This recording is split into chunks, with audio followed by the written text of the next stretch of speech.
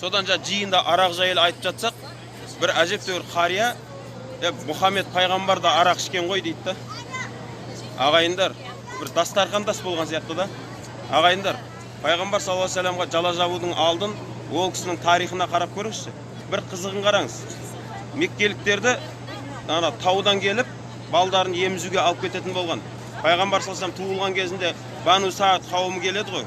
Сонда Халима анамыз басқа бала болмағандығынан амал жоқ осы кісіні алады. Кедей болғанда бұл кісінің отбасы енді. Бәрі байды алғысы келеді.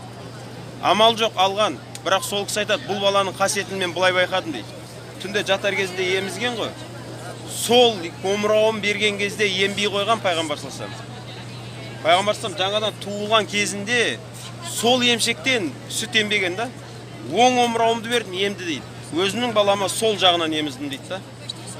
Және пайғамбар саллаллаху алейхи вассалам өзі айтады кейін.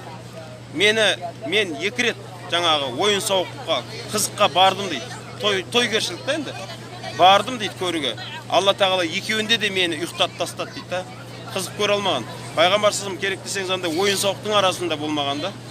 Одан кейін қайтып бармадым дейді. Ағайындар, пайғамбар саллаллаху алейхи вассаламды пайғамбарлық келмей тұрып Алла тағала күнәдан, харамнан сақтап қойғанда, сол үшін жала жабудан қатты сақ болайық. Ертең ақыретте пайғамбарға жала жапқандардың жағдайы өте ауыр болады ағайындар. Басқа да сөздер жетіп жатыр ғой.